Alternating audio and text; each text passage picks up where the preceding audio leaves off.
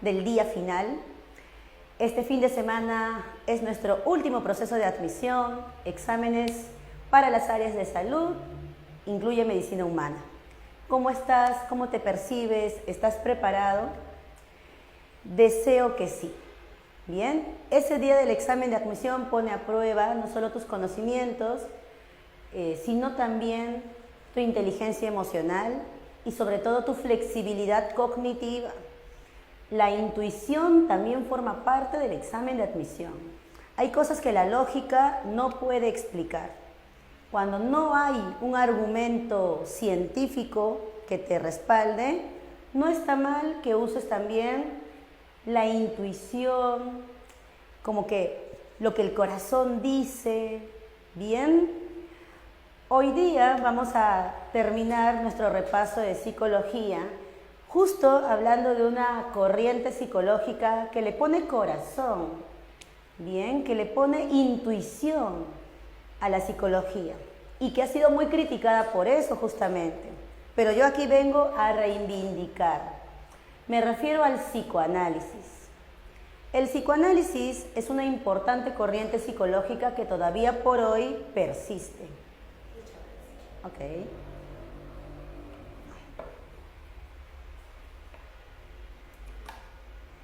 Bien, no solamente ha sido una escuela de psicología con formadores y discípulos, sino también que ha sido una teoría acerca del ser humano, cómo entender lo más oculto del ser humano. Bien, ¿qué tan probable es que este tema venga en el examen de admisión? Una probabilidad alta, chicos, ¿sí?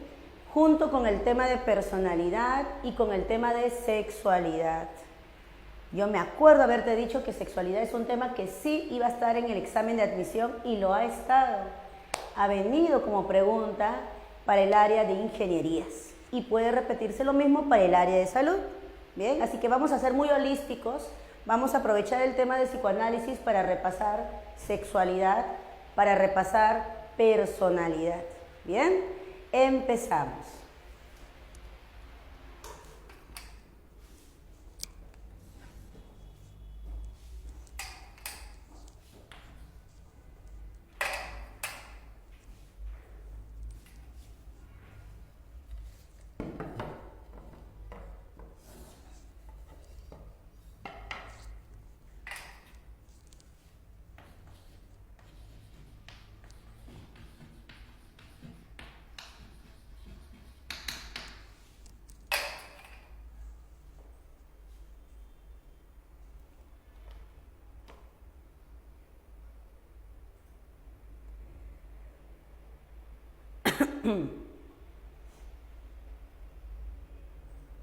Bien, en nuestra primera pregunta nos hablan de Freud, de los mecanismos de defensa, un concepto muy propio del psicoanálisis y que ahora está en el Vox Populi, porque todos por ahí siempre sacan conceptos como reprimir, represión, o por ahí una proyección, ¿cierto?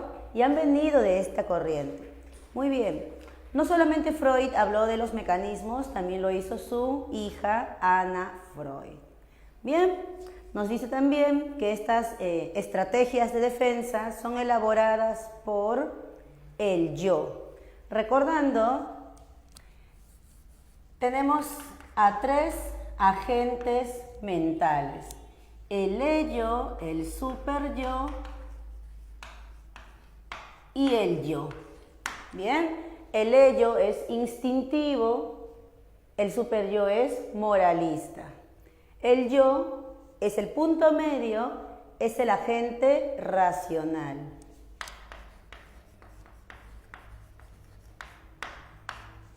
Bien, sin embargo, el yo se mueve en 3 estratos mentales.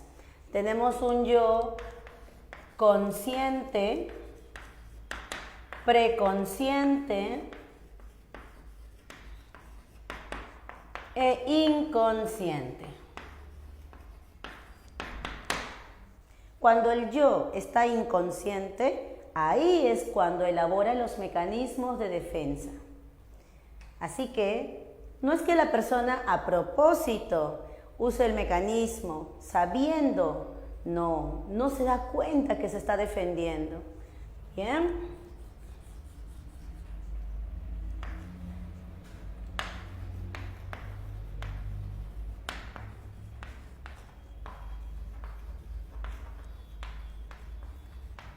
Afirmación número 1.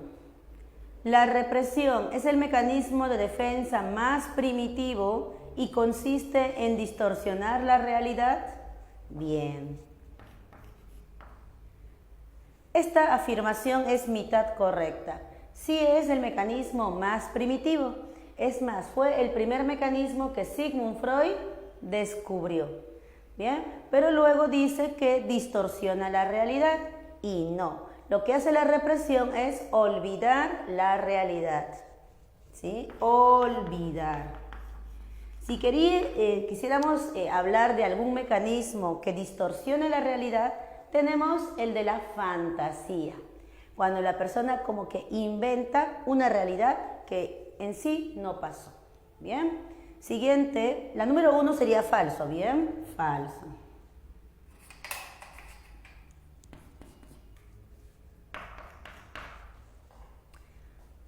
La sublimación permite canalizar impulsos instintivos hacia actividades socialmente valoradas como el arte o el deporte.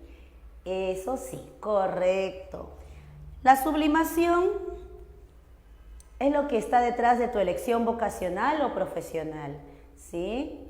Hay quienes por acá quieren ser médicos, algunos querrán ser nutricionistas, otros psicólogos. Esa carrera escogida en realidad es un camuflaje de algún deseo prohibido de tu niñez. Bien, por ejemplo, quizás de pequeño te encantaba ver cuerpos desnudos. Espiabas ahí a tu madre cuando se vestía o se desvestía. Quizás por ahí explorabas a tus primas, a tus tías o tíos, primos, mientras se duchaban. Sí, yo sé que suena muy polémico, pero hay niños que tienen ese hábito. Les encanta el cuerpo desnudo. Incluso ellos mismos podrían estar calatos todo el día. Bien, pero en algún momento tu familia te habrá censurado, sí, te habrá dicho que eso no está bien, que eso está muy mal, que no podemos andar desnudos por la casa ni por la calle, ni ver a personas desnudas. Entonces, ¿tú qué haces con ese deseo? Lo reprimes, pero ya luego, cuando seas adulto, vas a buscar satisfacer ese deseo prohibido, pero de una manera más constructiva, en una profesión, oficio o cualquier actividad que te permita estar frente a cuerpos desnudos. ¿Y qué se te ocurre, por ejemplo? Podría ser medicina humana, ¿verdad?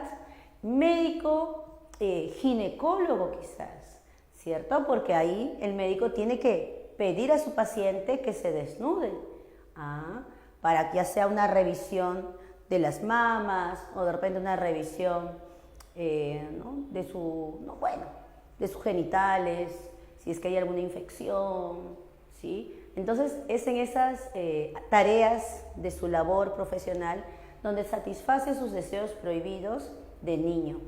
Bien, así que sería correcto número 3.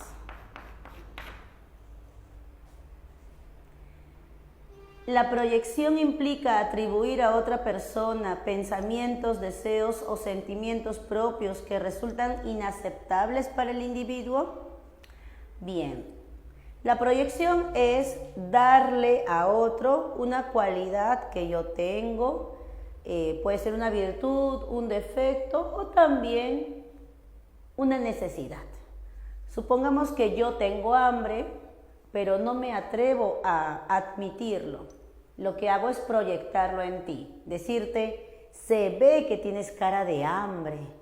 ¿Qué tal si vamos al restaurante? Vamos, aliméntate. Cuando en realidad quien tiene hambre soy yo. Otro ejemplo, en una relación de pareja, imagínate que yo soy infiel, pero no me atrevo a admitirlo. Y lo que hago es acusarle a mi pareja de ser él el infiel. Bien, entonces esto de aquí sería correcto. Ahora, ¿sabes cuál es el mecanismo de defensa opuesto a la proyección? Opuesto, será la introyección. En la introyección, más bien lo que hago es, de los demás, las cualidades de los demás, los defectos o cualquier cosa que sea de otros, eso yo lo pongo en mí. Eso lo pongo en mí. Esa es una introyección. Por ejemplo, digamos que mi mamá no era de las mujeres que lloraran, ¿no? Una mujer muy rígida, ¿sí? Inexpresiva, no se permitía llorar. Y a mí también me lo decía, Erika, tú no debes llorar, llorar es de débiles. Entonces yo introyecto esa cualidad de mi madre, que sería así, yo a mí no me permito llorar. Bien, no me permito llorar, yo misma me digo llorar es de débiles. Bien, esa es una introyección. Listo, ¿cómo va quedando? Tenemos falso, verdadero, verdadero, nuestra clave es beso.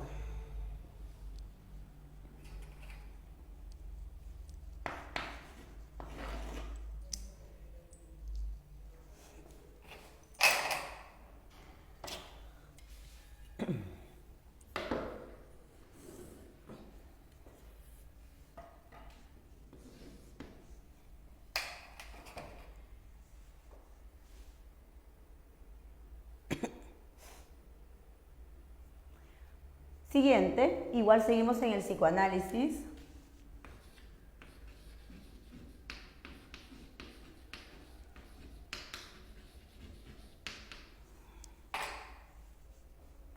Freud sostuvo que el desarrollo de la personalidad se construye a lo largo de una serie de etapas psicosexuales, en las que la energía libidinal se focaliza en distintas zonas erógenas. Estas etapas son oral, anal, fálica, latencia y genital. Según esta teoría, los conflictos no resueltos en cada fase pueden generar fijaciones que influyen en la personalidad adulta. Bien. ¿Sí me crees cuando te menciono que la sexualidad es una dimensión muy importante de la personalidad, cierto? ¿Sí? Por ejemplo, si tú conoces de un amigo de 20 y tantos años que hasta el momento no ha tenido pareja, ¿tú qué dices de él? ¿Que es una persona normal? No, ¿cierto? Dirías que es un anormal, que hay una enfermedad en él, que ha pasado, porque nosotros tenemos expectativas de acuerdo a cada etapa de vida, ¿sí? Hay logros que se deben dar en cada etapa. Y bueno, en la adolescencia y en la adultez joven, un logro psicosocial es el establecimiento de vínculos afectivos íntimos, ¿sí? Entonces, si yo conozco de algún amigo que en sus veintitantos años no ha tenido pareja y para colmo no ha tenido amigos muy cercanos, ¿sí? Incluso la relación conmigo no es tan estable, entonces yo empiezo a dudar de su salud mental. Así es, chicos. Bien, bien, bien, bien. Por eso yo cuando tengo amiguitos que son de mi edad, pues 30 y tantos años, me dicen que no tienen pareja, que prefieren tener mascotas, que no se animan a comprometerse con alguien. Wow, yo ya con mi mirada psicológica ya los estoy tachando, ¿no? Persona anormal. Sí. Ay, profe, qué extrema. No, es que verdad, chicos. Las relaciones interpersonales son necesarias en el desarrollo saludable de la personalidad. Y la sexualidad trata de eso, ¿sí? Para Sigmund Freud, la sexualidad no solamente es el acto coital. No. La sexualidad es cualquier acto en el que yo, desde mi condición de ser sexuado, me relaciono con los demás. ¿Bien? Vamos a recordar entonces las etapas de ese desarrollo sexual.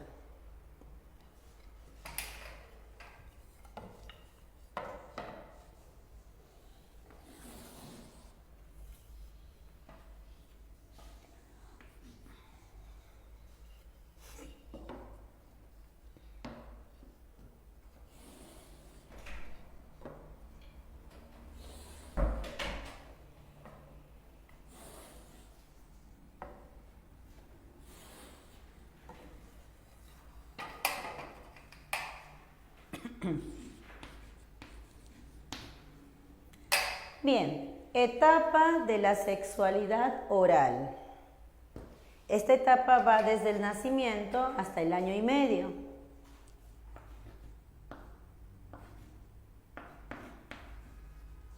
Bien, el bebé, el recién nacido, ya muestra una búsqueda de placer. Explora su cuerpo, explora sus sentidos y se quedará en aquel estímulo que le traiga mucho placer. Bien, y en el caso del bebé, el sentido que le da mucho placer es el gusto, ¿sí? Así que a nuestro bebé le encantará chupar, y cuando ya pueda lamer, y cuando ya pueda morder, ¿sí? La boca es una zona erógena que no se reduce a esta etapa, porque nosotros ya de adultos también seguimos disfrutando de esta zona erógena. Por eso nos encanta comer, más que aquí estamos en Perú, tantos ricos platos, comer su anticuchito, su lomo saltado, ¿sí? Entonces comer es una experiencia placentera. ¿Qué más? También lo es besar. Besar, sí, también eso es muy placentero. Luego, ¿qué más? Tomar, ¿sí? Refrescarnos, puede ser con una chicha morada, puede ser incluso con un vino, ¿bien? Entonces, ¿me crees que la boca es fuente de placer, cierto? A esto de señalar que la boca es fuente de placer, también le podemos decir: la boca concentra la energía libidinal. Entonces, ¿qué significa libido? Sinónimo de deseo sexual. ¿Ya? También le puedes colocar como sinónimo de pulsión erótica.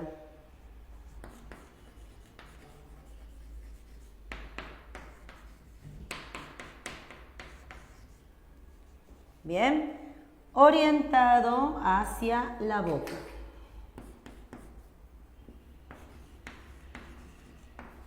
Bien, ahora, ¿qué pasaría si a este bebé no le dejamos chupar todo lo que quiere? Lo reprimimos. Hay mamás que tienen que dejar de lactar a su bebé, quizás por motivos de trabajo u otros motivos también, incluso estéticos. ¿Sí? Entonces la mamá le dice: no, hijito, ya no vas a volver a la tetita. Pero el pequeño aún tiene ganas de seguir chupando. La mamá le empieza a regañar: no, eso no se hace, tú ya eres un niño grande. Niño grande cuando solo tiene 6, 7 meses de nacido.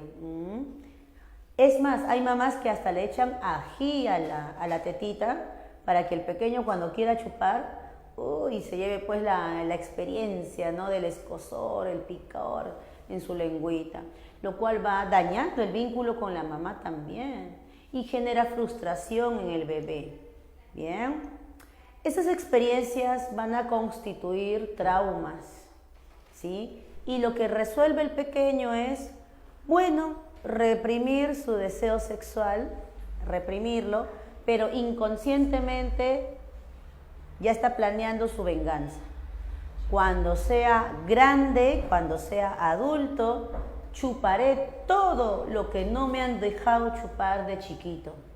Y por eso tenemos adultos que están ahí con el cigarrillo en la boca, que tienen adicción al alcohol, o que son muy comelones, o besucones, o que se chupan el dedo, o andan con el mondadientes, siempre están como que metiendo algo a la boca. Y además de esto, son adultos muy pegados a las faldas de mamá, muy pegados al hogar parental. No se animan a vivir fuera de casa, a llevar una vida independiente. Entonces, a eso le vamos a llamar fijación oral. Fijación oral. Cuando tú, a pesar de ser un adulto, todavía muestras estancamiento en la etapa oral. ¿Bien?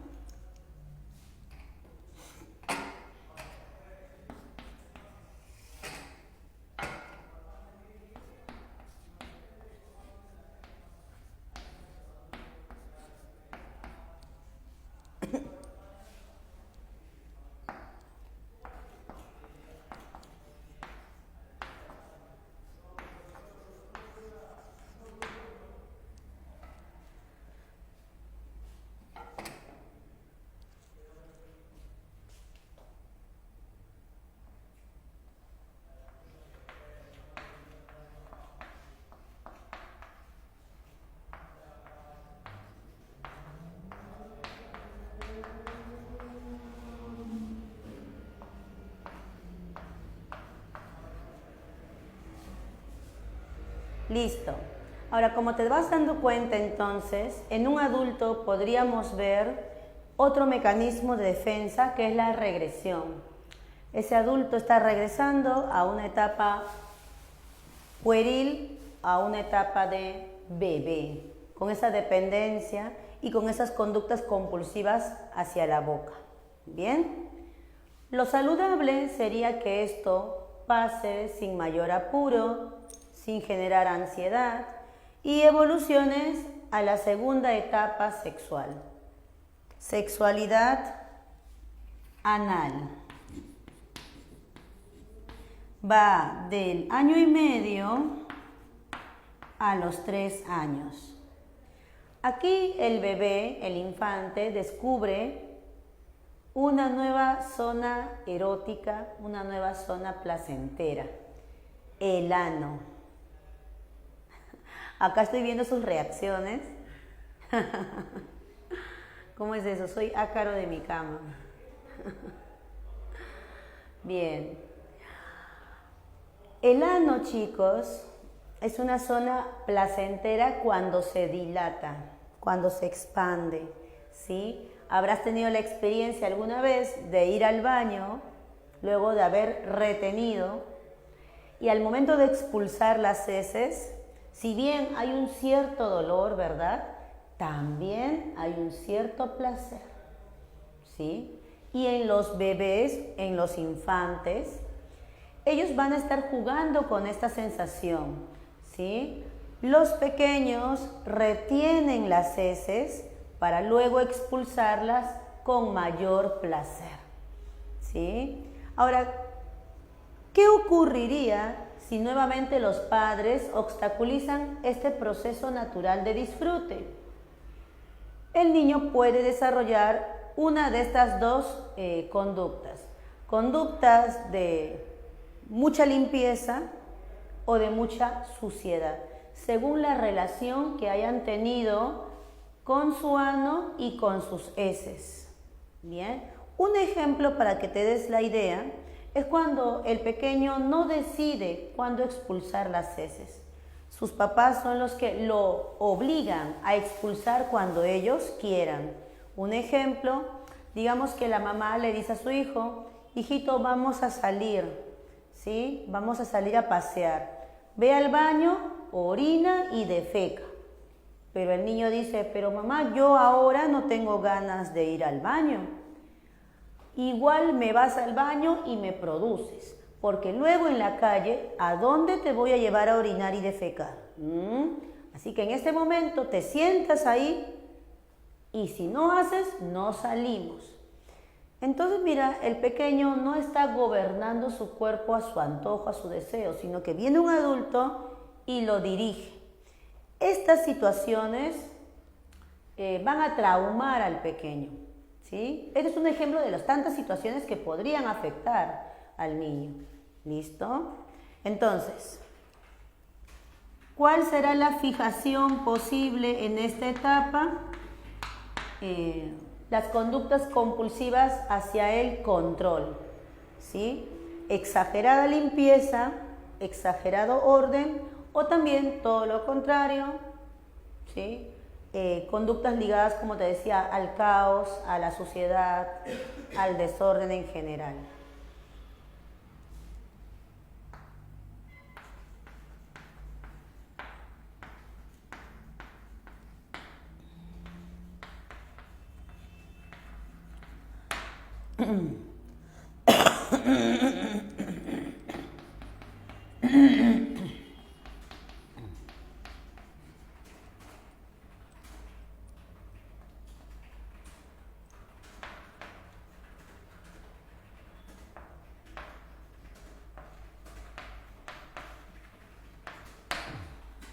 Acá estoy colocando como o exceso de control o déficit de control.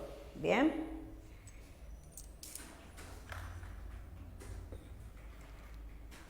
Seguimos evolucionando y llegamos a la etapa fálica. ¿Qué significa falo? Falo hace referencia al genital masculino, al pene. ¿Bien? El nombre de esta etapa se refiere más que nada a la sexualidad masculina. Y es que la verdad, chicos, Freud muy poco habló de la sexualidad femenina. Incluso algunos han señalado que Freud era pues machista, porque centró toda su teoría, toda su atención en los varones. Incluso diciendo que las mujeres nos sentíamos incompletas, que las mujeres envidiábamos el pene de los hombres. ¿Tú qué opinas? A ver, chicas, ¿ustedes creen que envidian a los hombres? ¿Envidian su genitalidad? Ahí me pueden comentar, porque este concepto también, ¿no?, ha sido como usado dentro de la corriente feminista para señalar aún más que por mucho los varones han tenido especulaciones, creencias con respecto a nuestra condición de mujer. Como que vivimos en la sombra, detrás de los varones. ¿Será o no será? En la etapa fálica de 3 a 6 años, el niño descubre una nueva zona del cuerpo placentera, sus genitales. Y por eso veremos a niños que se tocan a cada rato su penecito. Ajá. Bien, entonces la libido se orienta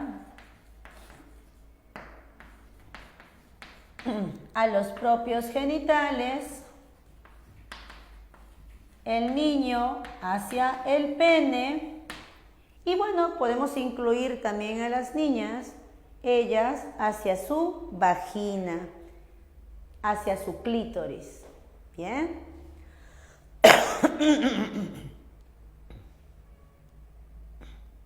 Acá también es donde ocurre el complejo de Edipo. Seguro te suena.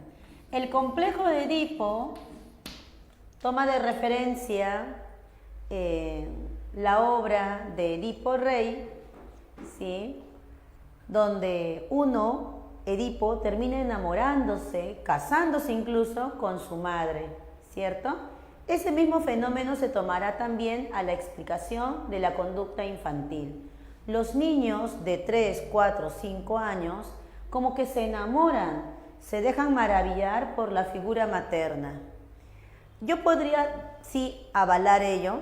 Tengo mi hijo, ya cumplió 6 años, pero he notado en él su acercamiento a mí. A cada rato me dice, mamá, yo te amo. Eso mismo habrá visto Sigmund Freud, por eso señalaba que los niños se enamoran de su mamá.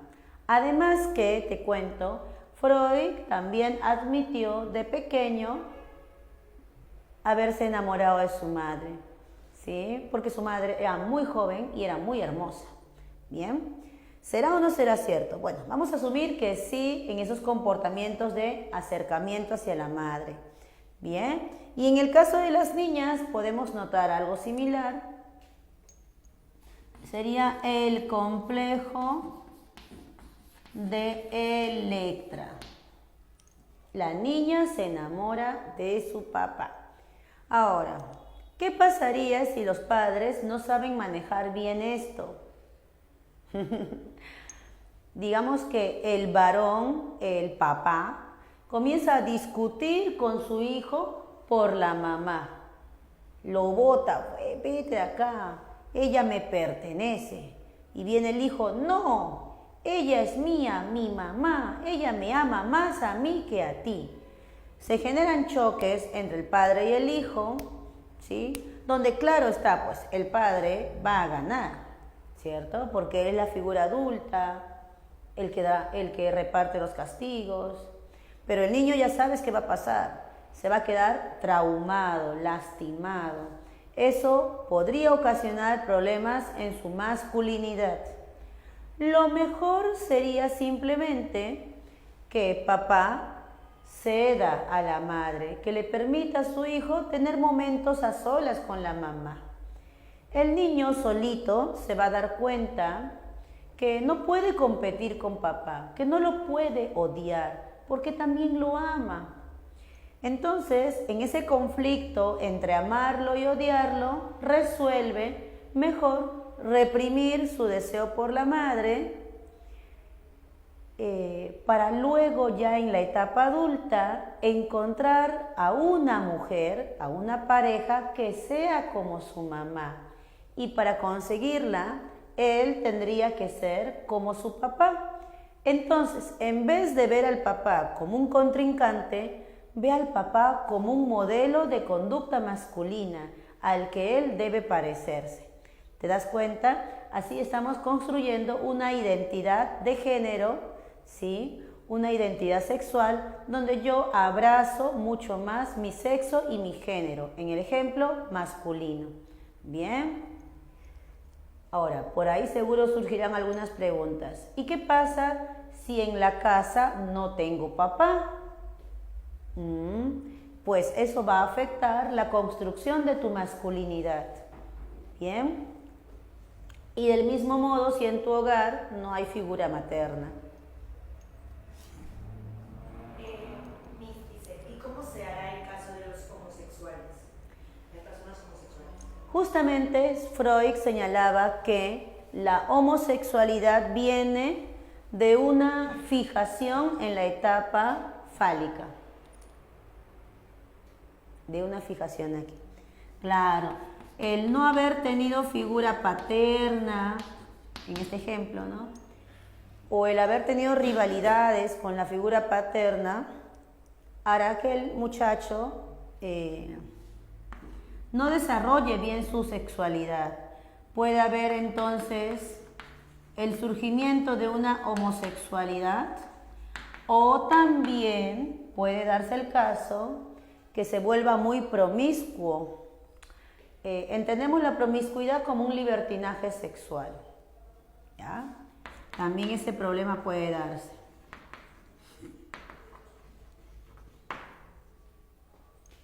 Bien. Ahora, esto es lo que planteaba Freud. Tú podrías, claro, decir, no, no me parece, no estoy de acuerdo, ¿no? Pero así te van a preguntar en el examen.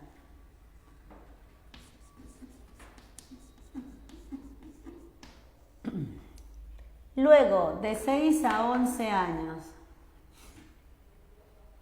En esta etapa, el niño que está cursando primaria, como que se desentiende de esa búsqueda de placer sexual. Baja la libido. Baja la libido y más bien el niño busca lo académico, desarrollar su inteligencia académica, ¿ya? Hay una temporal asexualidad. Recordando, hay personas que no sienten placer, no sienten deseo sexual ni a varones ni a mujeres. O sea, simplemente no les interesa explorar esta dimensión de su ser. Les llamaremos asexuales. Los niños son así de 6 a 11 años. Ahora, ¿qué pasaría si tú te quedas estancado en esta etapa? Pues te convertirás en un adulto nerd, en un adulto ñoño, o sea, en un adulto que no tiene una vida interpersonal fructífera, sino que se ha refugiado en el mundo intelectual. Y eso también lo he visto, ¿ah? Hay muchos colegas míos que no tienen pareja, como te contaba, pero ¿dónde vemos un crecimiento? En lo profesional, ya son magísteres, doctores, pero de su vida sentimental nada, no hay desarrollo en esa línea. Venga aquí.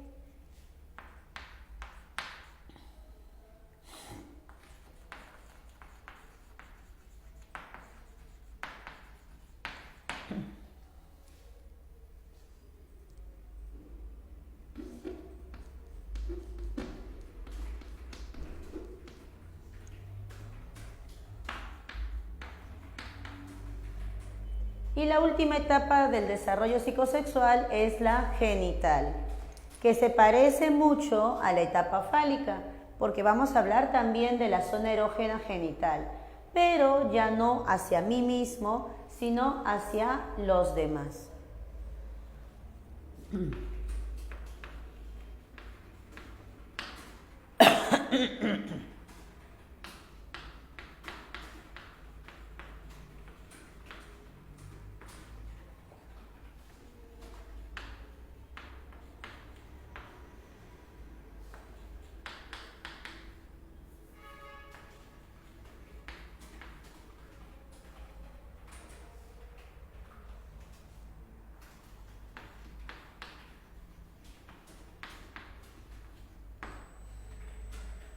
Bien, entonces, las mujeres vamos a buscar genitales opuestos y ajenos.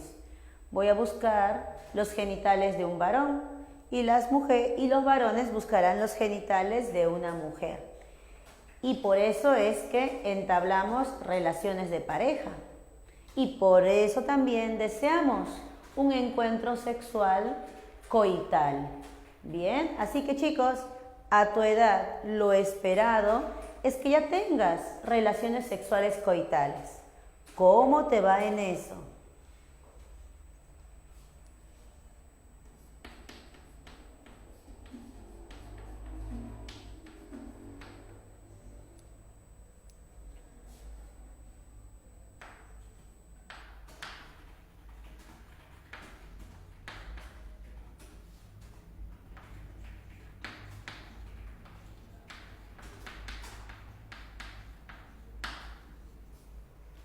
Bien, si Sigmund Freud los viera, diría que ustedes no son normales, ¿cierto?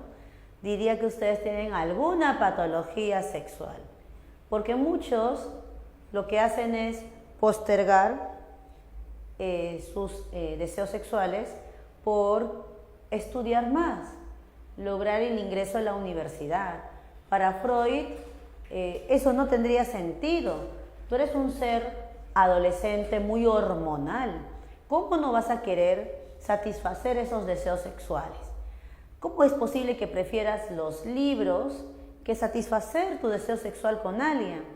Él no lo entendería, ¿ya? Pero tú estás demostrando que sí es posible porque el ser humano no es un ser instintivo, ¿cierto? Por ello, chicos, la mejor teoría que puede explicar el por qué tú prefieres estudiar y no satisfacer tu sexualidad sería el humanismo. Para el humanismo, el ser humano tiene ambiciones, deseas convertirte en tu mejor versión, dejas de lado tu faceta instintiva animal para llegar a un objetivo mayor que es la autorrealización y la trascendencia. Bien. El humanismo y el psicoanálisis son opuestos. Bien, el psicoanálisis siempre te quiere rebajar a tu condición salvaje. El humanismo, en cambio, te ve como un ser muy noble. Bien. Listo, chicos. Si me preguntan cuál es la fijación en la última etapa, no hay una propia fijación, simplemente se van a expresar como resultado las fijaciones anteriores. ¿Bien? Volviendo a nuestra pregunta, en la número 1 dice, en la etapa oral el placer se centra en la boca y puede derivar en personalidades dependientes si no se resuelven adecuadamente los conflictos. Hemos dicho que es verdadero.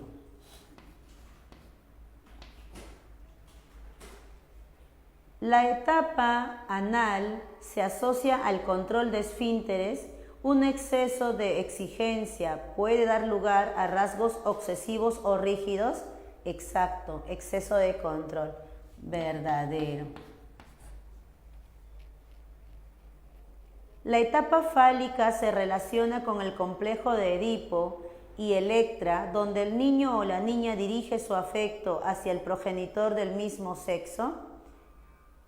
¿El niño dirige su afecto hacia el papá? No, ¿verdad? Es hacia la mamá, opuesto.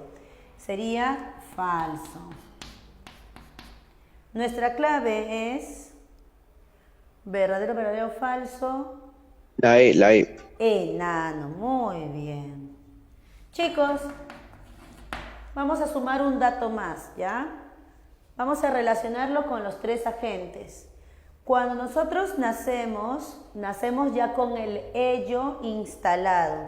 Está presente desde la etapa oral.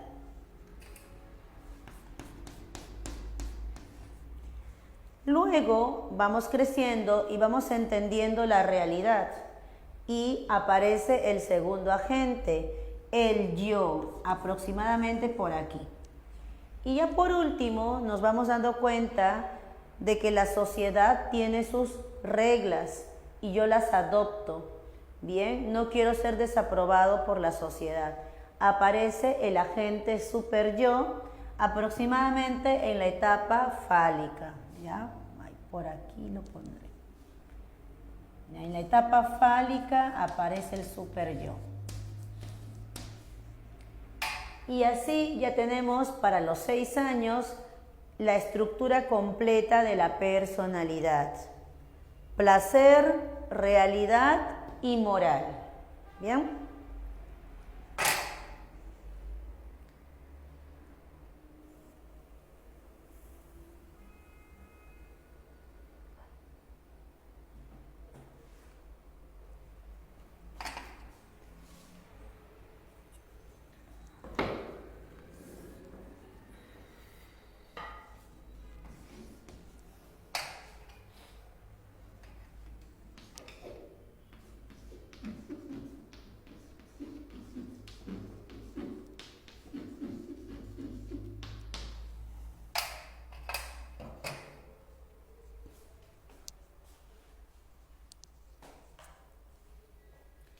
La número 3 es una pregunta que va en la misma línea que ya hemos ido desarrollando, así que va a estar sencillo. Número 1. En el complejo de Edipo, el niño experimenta un deseo inconsciente hacia el progenitor del sexo opuesto y rivalidad hacia el del mismo sexo. ¿Qué hemos dicho? Hemos dicho que sí, ¿verdad?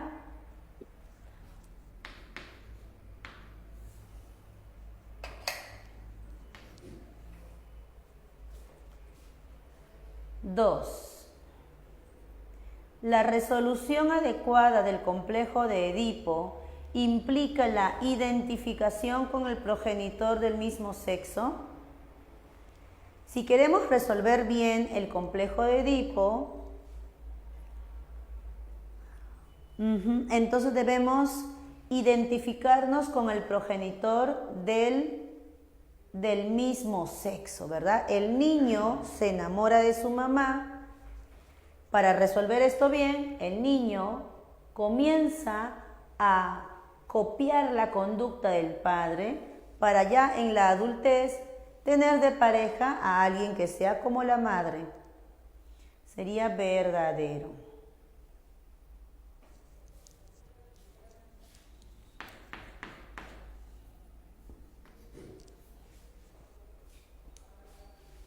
En la 3, En el caso de las niñas, Freud planteó el complejo de Electra, que describe un proceso idéntico y paralelo al del varón verdadero.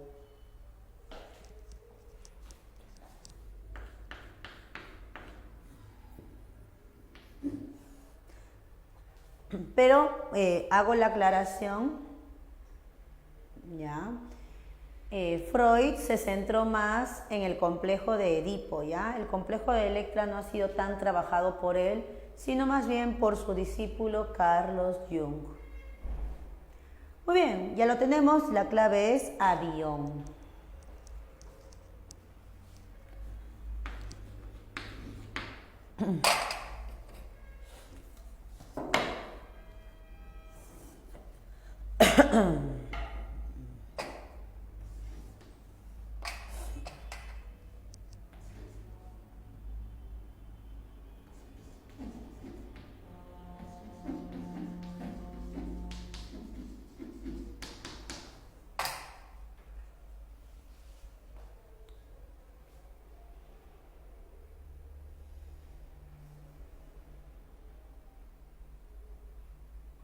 Javier, después de recibir una crítica dura en el trabajo por parte de su jefe,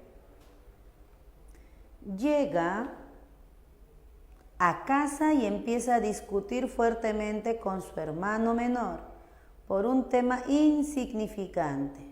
Este comportamiento corresponde al mecanismo de defensa llamado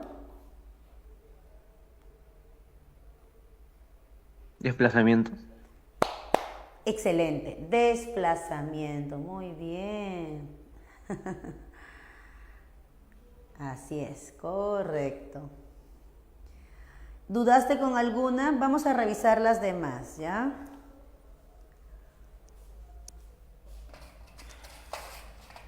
Misma pregunta, ¿cuál es la diferencia entre racionalización e intelectualización? Ah, mira, muy buena pregunta. Ya, en la racionalización,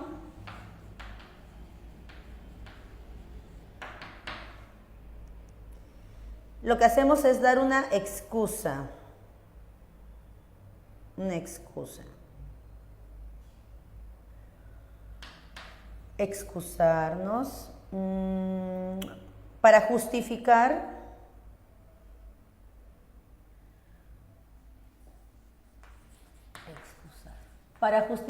una vergüenza nuestra. ¿Ya? Una excusa, ya.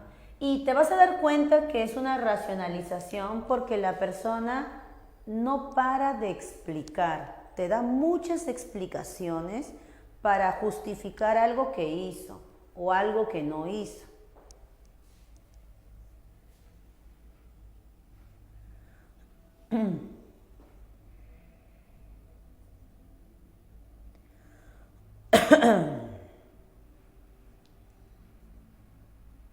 Ya.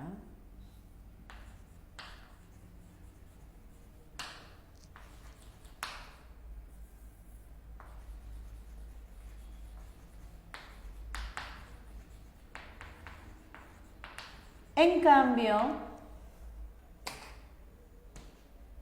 en la intelectualización,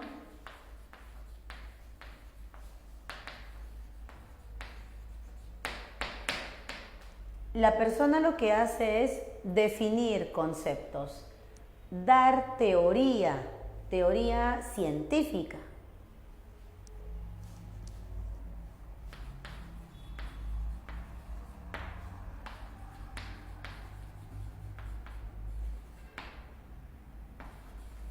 Yo le pongo como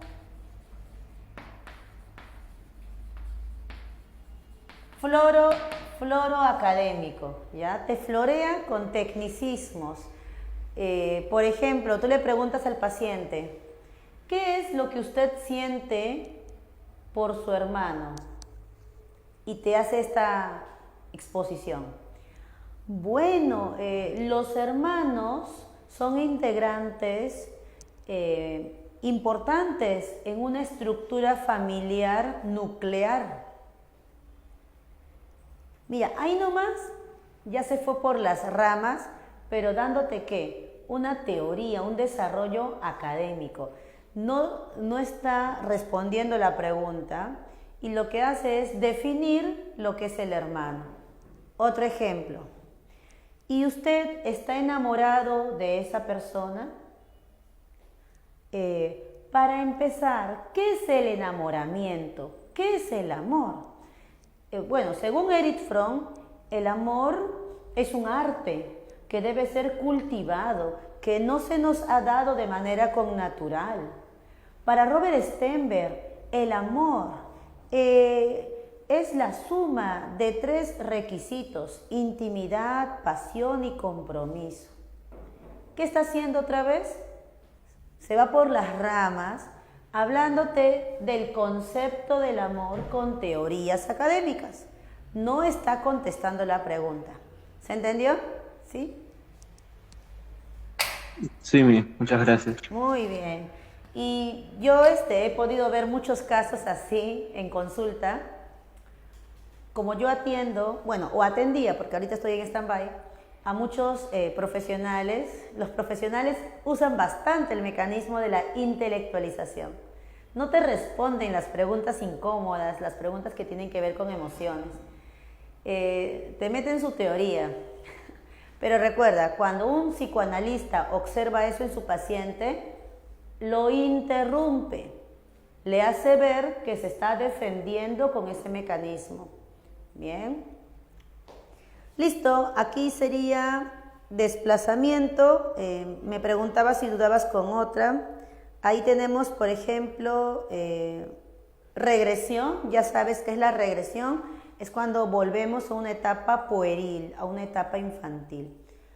La negación es cuando tú no admites, no aceptas lo que está pasando en la realidad. Proyección ya lo vimos, ya está. Entonces 4, casita.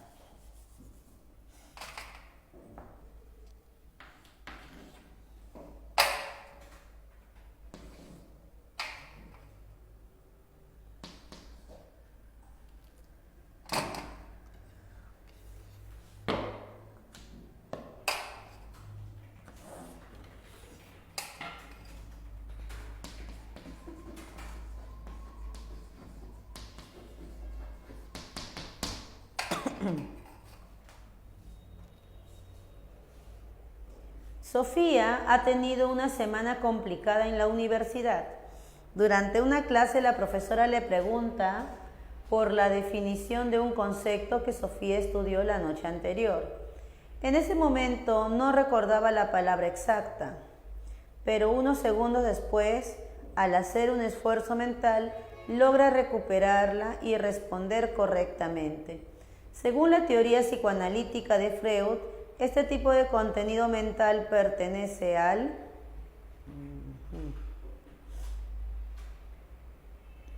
ya.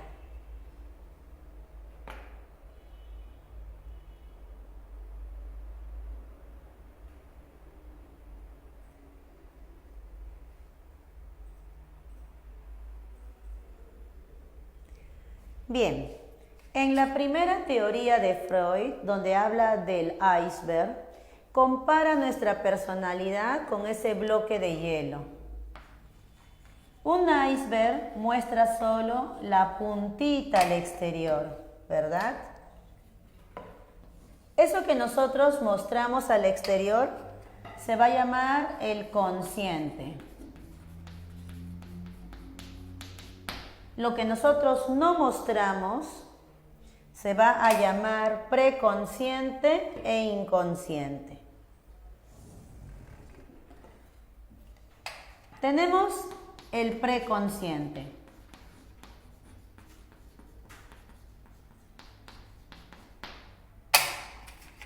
El preconsciente, al igual que el inconsciente, son almacenes de información. Entonces estamos hablando del proceso psicológico de la memoria, ¿verdad? Mientras que la conciencia trabaja en el aquí y ahora, en lo que los sentidos captan, en lo que uno percibe. ¿Ya? Aquí es sensación y percepción. Aquí hemos dicho es memoria. Todo esto es memoria. La diferencia es que el preconsciente es un almacén de fácil acceso. El inconsciente es un almacén de muy difícil acceso. Bien, tú no andas diciéndole a todo el mundo cuántas veces has postulado, ¿cierto? No. Tampoco andas diciéndole a todo el mundo cuántas parejas has tenido o si ya has tenido relaciones sexuales incluso, ¿sí? Bien. Pero si alguien te pregunta, ¿lo podrías decir? Si alguien te pregunta, oye, ¿cuántas veces has postulado? Sí contestas, ¿verdad? O si alguien te pregunta, ¿cuántas parejas has tenido antes? También estás en la capacidad de contestar, ¿cierto? Eso entonces pertenece a tu preconsciente. En cambio, si eso estuviera en tu inconsciente, tú tendrías problemas para contestar. Te preguntan, ¿cuántas veces has postulado a la universidad? Y tú te quedas en silencio. Ay, no me acuerdo. No me acuerdo, ¿verdad? ¿Cuántas veces he postulado? Ya, eso sería un mecanismo de defensa, ¿cierto? Sería una represión. O si te preguntan, ¿cuántas parejas has tenido hasta el momento? En ese instante que te preguntan, te viene una tos, se te caen las cosas de la mesa, te pones a temblar. ¿Qué decimos? No estás logrando contestar, porque ese tema está en tu inconsciente. Y todo lo que está en el inconsciente guardado, cuando quiere salir, genera ansiedad en la persona. ¿Te vas dando cuenta? De ahí vienen los actos fallidos. Una tos o esas torpezas para que se te caen las cosas son ejemplos de actos fallidos y dan muestra de que estamos llegando al inconsciente.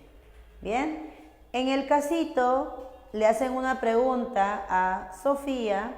Ella no responde rápidamente, pero luego de unos segundos sí logra contestar. Entonces, ¿eso dónde está? A ver, contesta. ¿Cuál es la respuesta?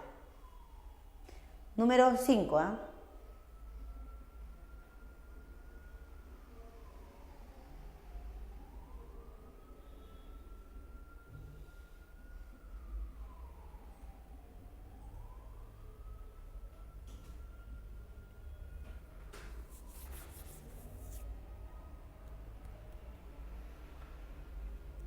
Fíjate que sí logró contestar.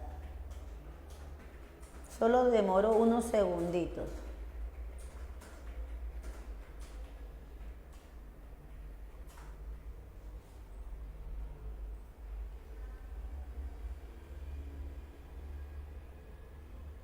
Muy bien, por acá me dicen que puede ser casita.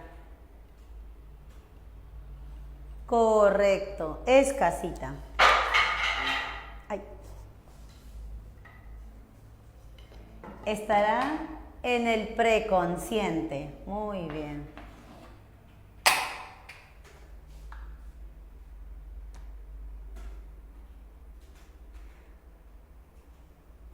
Ya. Me parece que ahí cierran las preguntas sobre el psicoanálisis.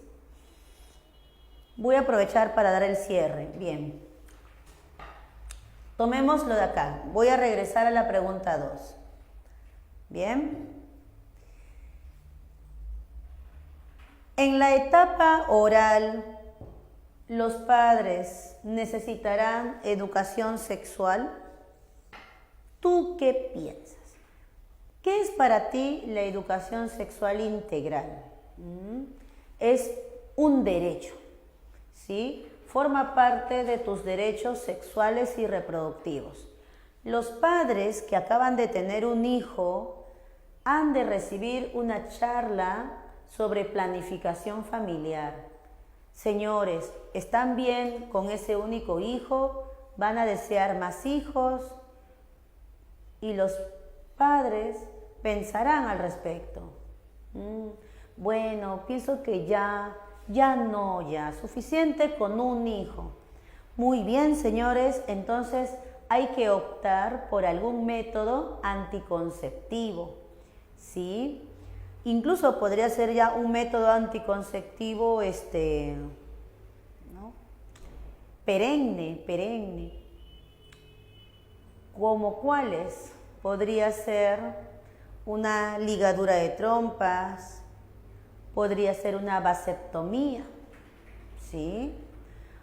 Algunas mujeres confían en el método anticonceptivo natural, que es la lactancia materna. ¿Sabías que mientras la mujer da pecho a su hijo no puede quedar embarazada? Claro, y sí funciona, pero a veces no funciona. Y tenemos pues casos donde nuevamente la mujer queda embarazada, ¿sí? Por eso hay hijos tan seguido. Tú con tu siguiente hermano, ¿cuántos años de diferencia tienen? Algunos ni siquiera un año, meses. Bien, lo cual detrimenta la salud de la madre sobre todo y también daña la relación de pareja, ¿sí? Bien, entonces, en la etapa oral, la educación sexual integral debe ir hacia los métodos anticonceptivos, siempre conversando con ambos, ¿sí? Para que se tomen las mejores decisiones, evitar ese embarazo que perjudique la dinámica del hogar, ¿sí? También los padres deben recibir orientación sobre los primeros cuidados hacia su hijo. Si este es varón, si esta es mujer, han de tener un trato diferenciado. Sí, no es lo mismo, por ejemplo, la higiene en un varoncito que la higiene en una mujer, en una mujercita. Hasta en el cambio de pañal se tienen que notar las diferencias en el trato. ¿Sí? ¿Sí? ¿Me dejo entender?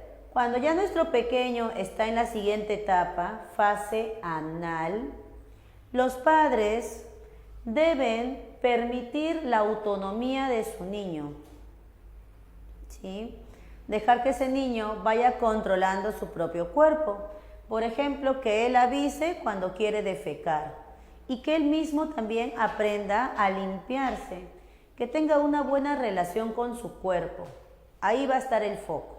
Bien, en cuanto a la misma relación conyugal, los padres pueden recuperar su vida de pareja, ¿sí? Y eso también va de la mano con volver a tener relaciones sexuales coitales. Bien. En la siguiente etapa, en la etapa fálica, la educación sexual de los niños debe estar enfocado en su identidad de género. Estos niños ya van reconociéndose como diferentes, saben que es niño, saben que es una niña. Los padres también deben educarles en cuanto al cuidado de su cuerpo para prevenir abusos sexuales, ¿sí?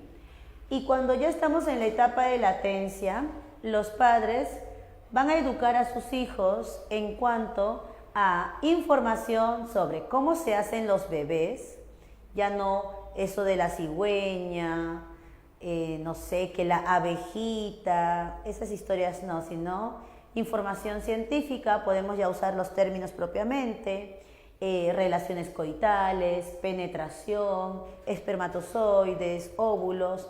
Toda esa información es precisa que se dé acá. Aquí también es una buena etapa para hablarle a los hijos sobre las diversas orientaciones sexuales.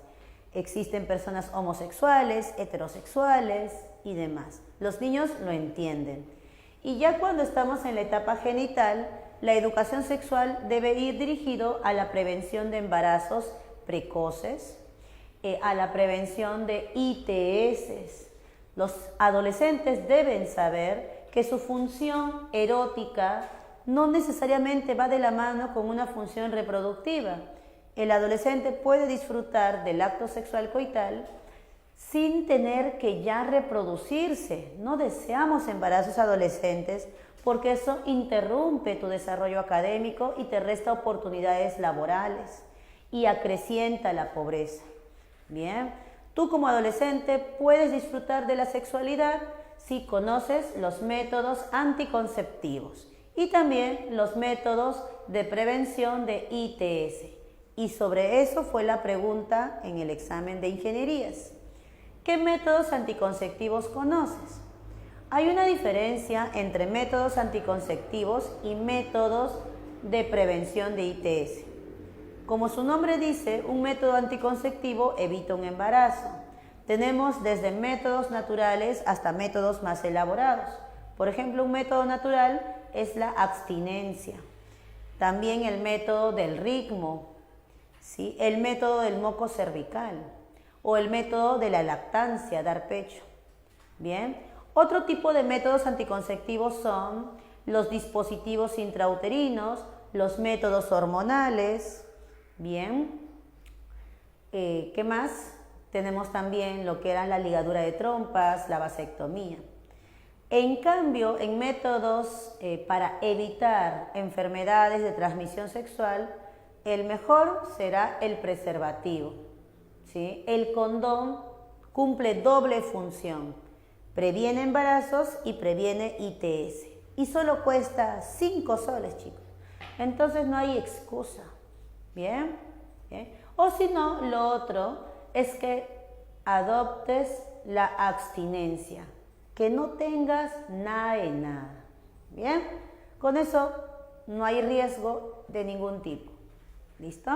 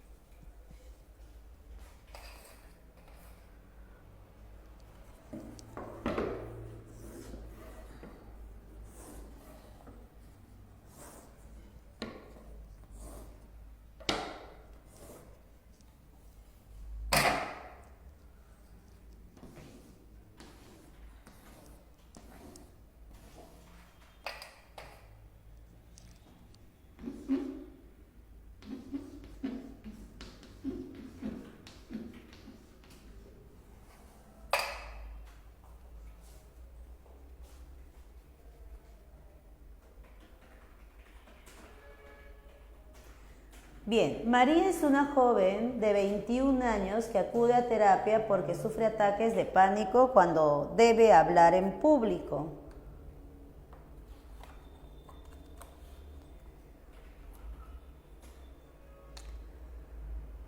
La psicóloga le propone trabajar identificando los pensamientos automáticos que surgen antes de la exposición, como todos se reirán de mí o voy a fracasar.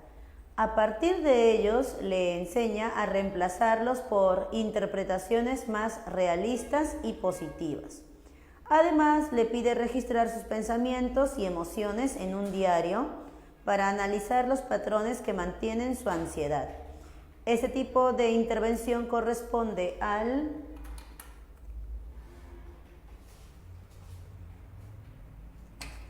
Vemos que le da importancia a los pensamientos de su paciente. Ha visto que son pensamientos irracionales y le ayuda a cambiarlos por pensamientos más racionales. Bien, ¿cómo se llama esa corriente psicológica que busca que tú te conviertas en una persona lógica?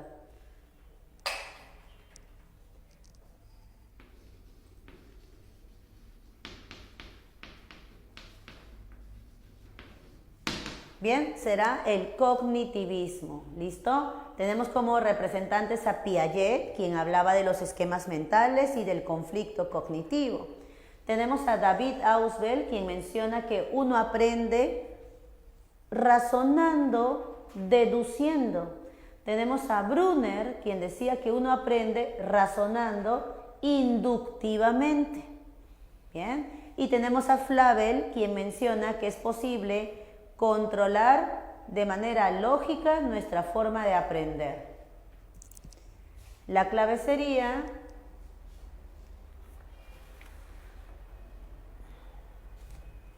dedo.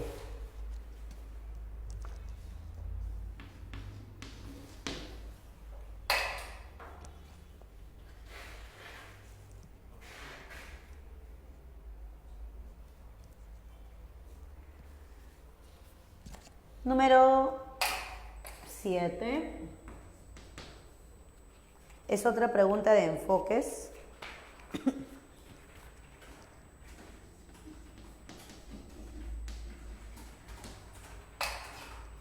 Roberto, un hombre de 40, consulta porque siente que repite los mismos errores en sus relaciones de pareja. Durante la terapia, el psicólogo le invita a explorar experiencias de la infancia con sus padres y cómo éstas pueden estar influyendo en sus vínculos actuales.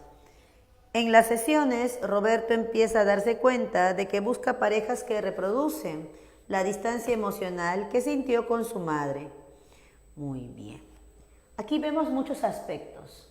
Primero te dice que este hombre de 40 años tiene problemas en sus relaciones de pareja. Ah, mira, 40 años. Se supone que ya es un sujeto maduro que se autoconoce, pero no le va bien en el amor. Podemos agregar que tiene está en la etapa genital, pero con fijaciones, puede ser en la etapa oral, o en la etapa anal, o en la etapa de latencia, o en la etapa fálica, ¿sí? No se está desenvolviendo bien genitalmente. Luego te dice, el psicólogo lo invita a explorar experiencias de la infancia. Cuando nosotros exploramos el pasado, estamos optando por una mirada psicoanalítica. Luego te dice, Roberto empieza a darse cuenta de que busca parejas que reproducen la distancia emocional que sintió con su madre. Ajá, parece que ha habido un problema en la etapa fálica. No se resolvió bien el complejo de Edipo, puede ser eso, ¿sí? Y reproduce la distancia emocional que sintió con su mamá. Ahí está. Este tipo de abordaje corresponde principalmente ya lo hemos dicho, sería una mirada psicoanalítica. No hay eso entre las alternativas. ¿Cuál es el otro nombre que le podemos dar al psicoanálisis? Psicodinámica.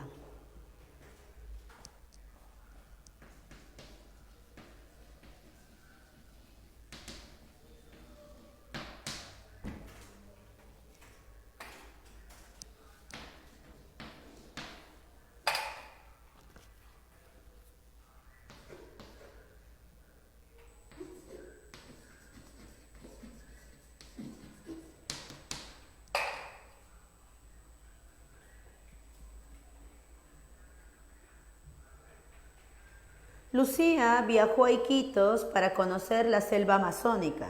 Apenas bajó del bote, quedó cautivada por el canto de los pájaros y el rugido distante de un mono aullador. Mientras caminaba por la trocha, un guía le ofreció una fruta exótica, que al probarla le dejó un sabor dulce y jugoso. Minutos después, Al continuar la caminata, se tropezó con una raíz y perdió momentáneamente el equilibrio. Según la teoría de las sensaciones, Lucía experimentó... La A puede ser la A, la A. Sí, muy bien, es la A. Porque primero escucha, ¿cierto? Luego de escuchar, probó una fruta exótica, gusto. Y por último dice, se tropezó y pues perdió el equilibrio vestibular. Muy bien.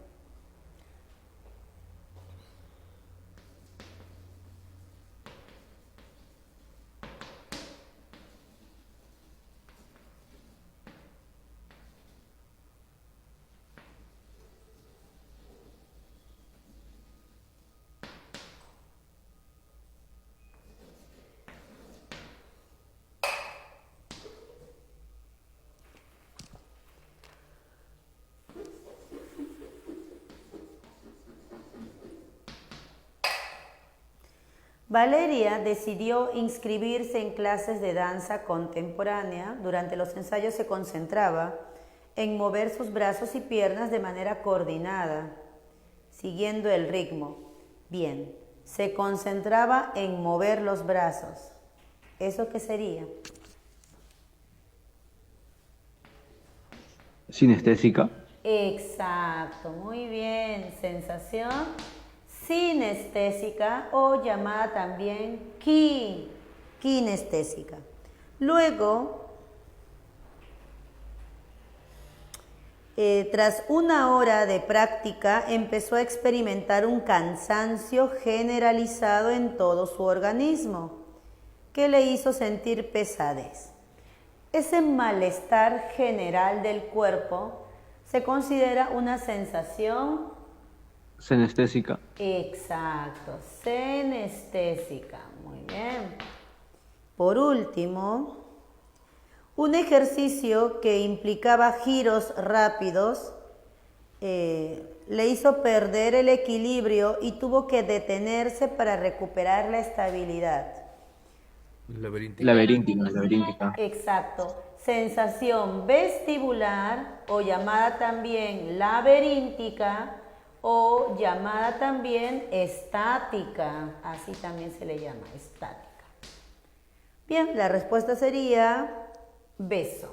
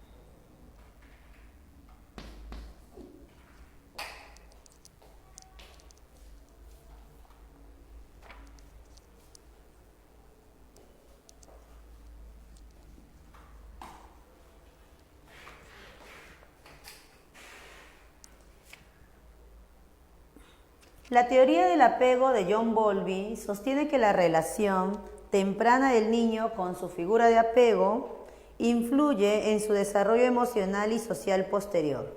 ¿Ya? John Bowlby nos explica una dimensión del desarrollo humano, la dimensión psicosocial, donde hablamos de los vínculos y de las emociones. Un apego seguro distingue dos tipos de apegos, Bowlby. Hay el apego seguro y el apego inseguro.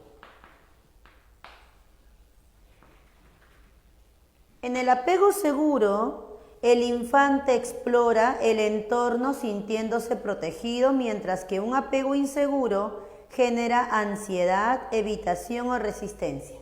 ¿Cuál es el otro nombre que le damos al apego inseguro?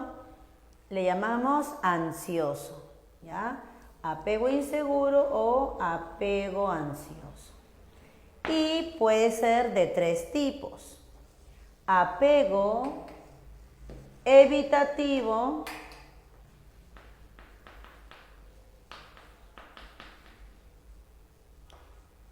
ambivalente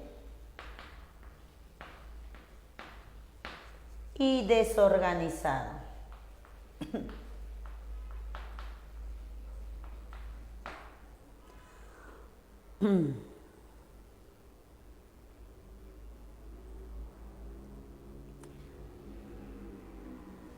Bien, tenemos que encontrar comportamientos que sí noten apego seguro. La 2 y la 3, puede ser. Puede ser, ¿ah? A ver, veamos la 1. Busca consuelo en su cuidador cuando se asusta ante un ruido fuerte. ¿Estará bien que un niño busque consuelo en sus padres cuando se asusta? Sí, es apropiado que el niño nos busque para recibir consuelo y protección. Así que la número 1 no está mal, ¿eh? Voy a ponerlo por acá. La número 1 es correcto para un apego seguro.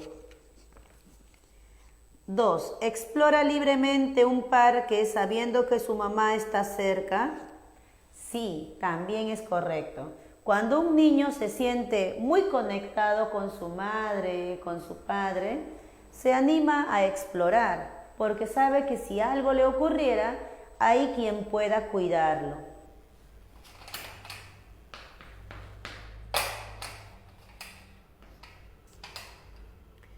Evita el contacto con la mamá cuando regresa después de haber estado ausente. Evita el contacto, no. Todo niño quiere estar junto a su mamá. Puede soportar que la mamá esté un rato afuera, pero cuando ésta regresa, la tiene otra vez con él. Nuevamente vemos esa proximidad, esa alegría de que ella haya vuelto. Pero acá te dice que la evita. Entonces esto sería falso. Sería más bien un ejemplo de apego evitativo.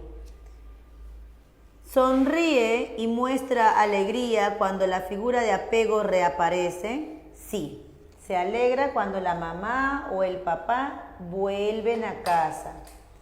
Sería verdadero. 1, 2 y 4. Avión.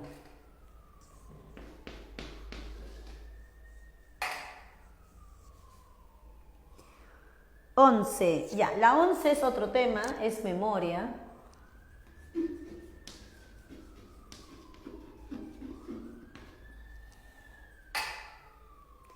Sebastián se encuentra estudiando para su examen final de psicología. Decide leer en voz alta un texto complejo sobre neurociencias y mientras lo hace logra retener durante unos segundos la última frase para comprenderla en su conjunto, antes de continuar. Decide leer en voz alta un texto complejo sobre neurociencias. Ya. Y retiene la última frase para comprenderla en su conjunto. Pero cuando su hermana lo interrumpe para preguntarle qué hora es, pierde la hilación y debe volver a leer la frase. Bien, considerando la teoría de la memoria, marque lo correcto. Cuando te dice la teoría de la memoria, se está refiriendo a la teoría de Atkinson y Shiffrin, la teoría modélica, que propone 3 almacenes: memoria sensorial, memoria de corto plazo y memoria de largo plazo. Desde la memoria de corto plazo hacia largo plazo, la persona ya tiene conciencia plena del estímulo. ¿sí? En cambio, en la memoria sensorial, como que el sujeto es inconsciente, ¿bien? Si acá te dice que está leyendo un texto complejo y mientras lee, retiene durante unos segundos la última frase para comprenderla junto con las demás, ya vemos una conciencia muy clara. Y si te habla de retención, ¿cuál es el almacén que retiene? El almacén de corto plazo, porque el almacén de largo plazo tiene otra función, consolidación. Y por si acasito, la memoria sensorial solo tiene la función de recepcionar. Bien, ¿cuál será nuestra respuesta aquí? Si solo te habla de retención y luego te dice que cuando le interrumpen se le olvida. Nos queda claro que la información no estaba aún en su memoria de largo plazo, estaba todavía en la memoria de corto plazo.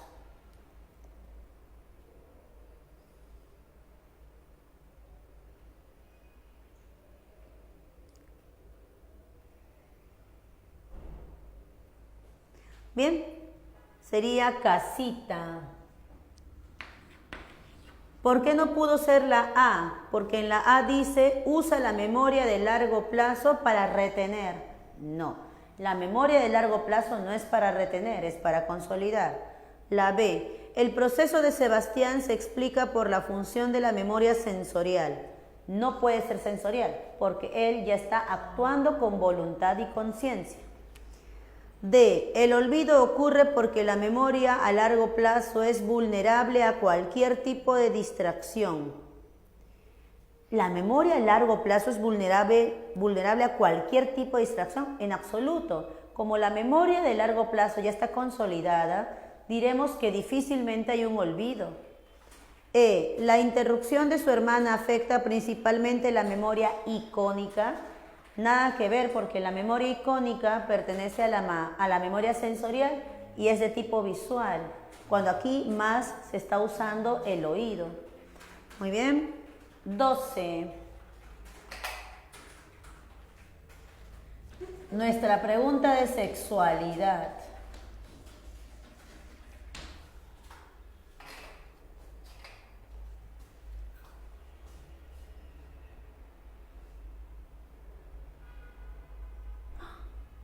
Ah, ya, sí.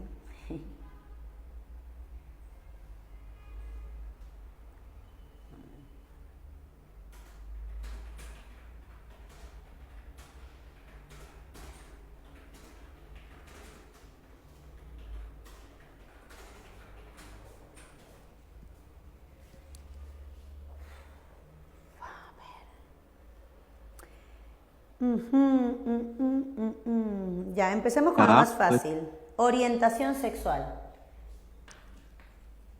Puede ser homosexual, heterosexual, bisexual, pansexual, asexual, sapiosexual, etc. ¿Ya? La orientación sexual es quién te atrae, quién te gusta. Bien. ¿Dónde vemos ese caso? En la D. Dedito, muy bien. Atracción emocional, sexual o afectiva hacia personas de un mismo sexo, del otro sexo o de ambos sexos. 4 con la D, 4 con la D.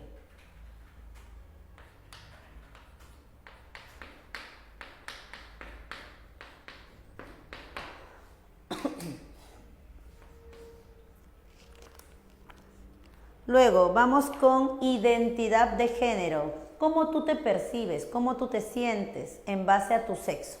Por ejemplo, yo soy mujer. Mi genital me lo dice. Mi esquema corporal me lo dice. Me hago la pregunta, ¿me gusta ser mujer? Si la respuesta es sí, entonces mi identidad sexual es acorde a mi sexo. ¿Bien? Si yo digo no, entonces mi identidad sexual no es acorde a mi sexo. Y el que yo no me sienta bien con mi sexo trae disforia de género. que es ansiedad y depresión por estar en un cuerpo en el que yo no me siento cómoda. 2, empiezo a vestirme como el sexo que sí quisiera ser. Varón, por ejemplo, ¿no? Me gustaría ser varón. Eso se llama transvestismo. Y luego empiezo hasta un tratamiento hormonal para sacar rasgos de un varón, como un engrosamiento de la voz o mayor vellosidad, ¿sí? Eso sería transgénero. Y cuando ya tengo suficiente dinero y ya estoy decidida en que no quiero ser mujer sino varón, me opero, me fabrico un genital de varón. Eso sería ya ser transexual. Bien, ven, hay niveles. Disforia de género, transvestismo, transgénero y transexual. Bien, veamos aquí cuál sería. Pues, la C. Muy bien, casita. 1 con la C. 2. Nos queda expresión de género o rol de género. Voy por el rol de género, ¿ya? Rol de género. O a veces llamado rol sexual. Tú sabes que la sociedad tiene expectativas de cómo deben ser los varones y las mujeres. Eso es el rol de género. Por ejemplo, por ser mujer, la sociedad espera que yo sea cariñosa, que sea dulce, que use vestidos, que me maquille. ¿Y qué pasa si yo no quiero ser así? Me rebelo ante ello, ¿verdad? Ante esos mandatos sociales. Y estoy en mi derecho, porque recuerda, otro derecho sexual es respeto a cómo yo vivo mi sexualidad. ¿Bien? Bien. Veamos aquí si coincide con...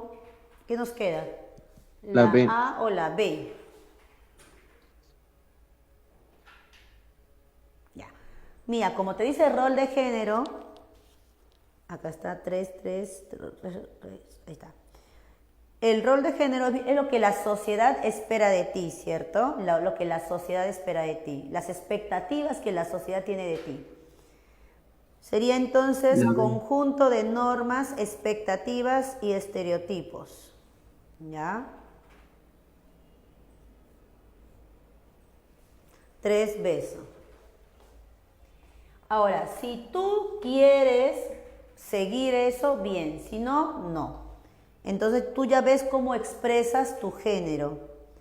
Sería 2 con avión. Manera en que una persona se manifiesta socialmente a través de su vestimenta, gestos o comportamiento. Nuestra clave sería... La A. o sea, sí, muy bien. La 13. María, de 52 años, sufrió un accidente cerebrovascular que afectó la región temporal. Ya, esta pregunta es de base biológica.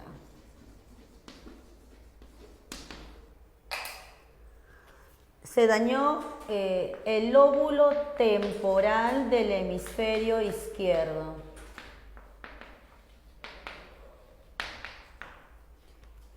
Desde entonces presenta grandes dificultades para comprender lo que otras personas le dicen. Entonces se ha dañado su área de Wernicke. Aunque conserva la capacidad de hablar con fluidez, aunque con frases un poquito incoherentes, claro, tiene una afasia comprensiva, llamada también afasia sensitiva. Las personas con afasia sensitiva hablan, pero incoherente, ¿bien? Su familia nota que no logra captar el significado de las conversaciones. Listo. ¿Qué describe mejor este caso? Y ya está. La B. Besito, muy bien. Daños en el área de Wernicke. 14.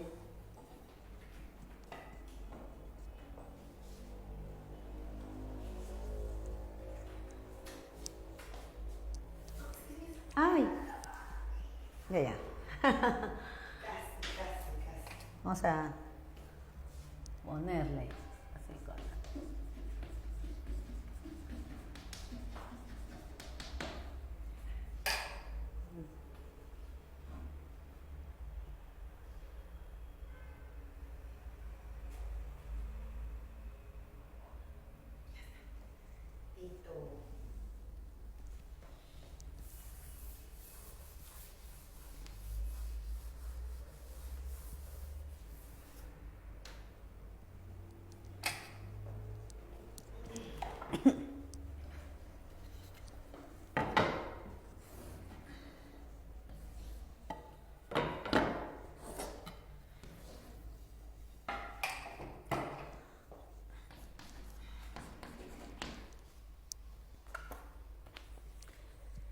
Bien, aquí también una pregunta de bases biológicas.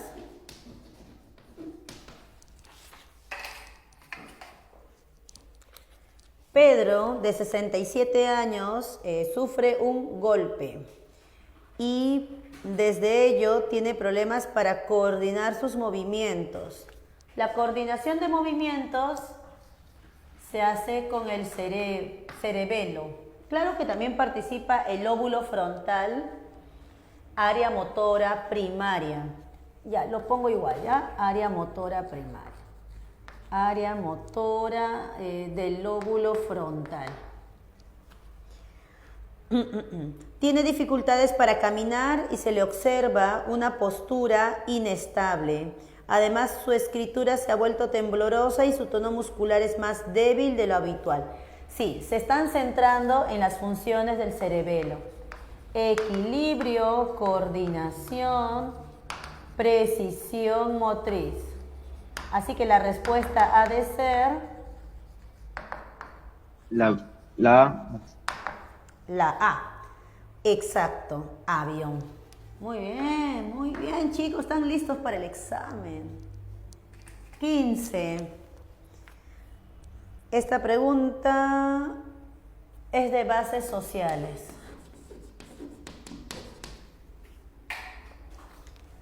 Luciana, de 6 años, acaba de ingresar al primer grado de primaria. Sus profesores le enseñan a seguir instrucciones, respetar turnos en clase, trabajar en grupo y utilizar cuadernos para organizar sus tareas.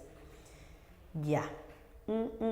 Le están enseñando a respetar convencionalismos, ¿no?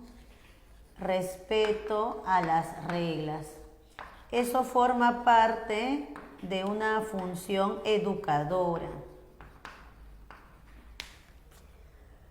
En casa, los papás la motivan a cumplir con los deberes escolares y le refuerzan positivamente cada vez que logra un buen rendimiento. Este proceso de aprendizaje conjunto implica tanto a la familia como a la institución educativa. Claro, ambos cumplen la función educadora. Bien, y estamos en la socialización primaria, ¿sí o no? Socialización primaria. Y estamos hablando de agentes formales. Agentes formales. Bien. ¿Cuál sería la respuesta? Nos piden lo correcto. La A, la socialización que experimenta Luciana es primaria, ya que aún depende totalmente de sus padres y los profesores los profes cumplen un rol secundario. Ya, ahí se malogró la alternativa A. B, el agente escolar funciona como un agente de socialización formal, puesto que transmite normas, valores y conocimientos de manera sistemática, mientras que los padres cumplen un rol informal. ¿Informal? No, ahí también se malogró la alternativa B. Uy, ¿qué pasó? La C, la experiencia descrita se relaciona con la socialización terciaria, ya la descartamos. D, la familia constituye un agente de socialización formal. porque cumple un rol central en el desarrollo temprano, mientras que la escuela actúa como un agente informal. Tampoco. Tanto la familia como la escuela son agentes primarios porque ambos aparecen en la infancia y moldean la conducta de los niños sin diferenciarse en función de formalidad o intencionalidad. Hay sí algunas diferencias, ¿no? Pero se nota que hablan el mismo idioma, una función educadora.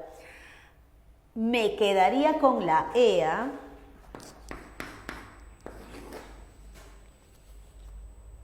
Es la mejorcita de todas las demás. Las otras sí están muy equivocadas. Bien, nos quedamos con enano, chicos. Y de esa manera terminamos nuestra última clase. Muchas gracias por tu compañía en todas estas semanas. Deseo haberte sumado en tu preparación y que pase lo que tenga que pasar este sábado y este domingo. Confía en ti. Ve tranquilo porque tú sabes que sabes. Bien, cuídense mucho. Chau, chau.